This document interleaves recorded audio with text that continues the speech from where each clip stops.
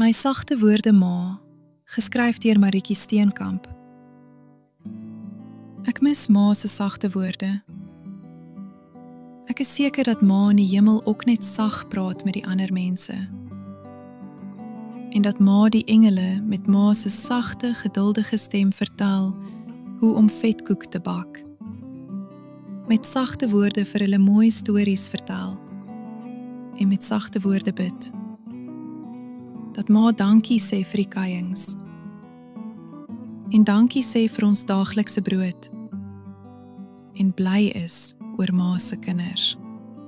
Ek dink die blinkstrate is mooi vir ma, want ma hou van mooi goede. En ek hoor al hoe ma saggies aan die goud vat en met 'n glimlag vir die engele verduidelik hoe om die besem vas te hou as die goue strate gevee moet word, sodat niks seer sal kry nie.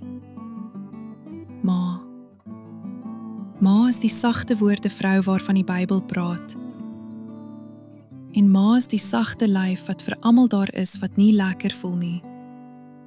En wat dit nodig het om by 'n sagte woorde vrou te wees. Dit is wat ek so baie mis.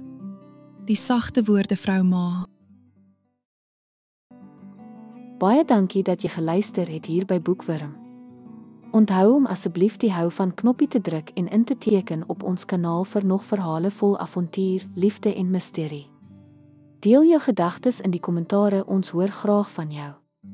Tot die volgende storie, mooi loop.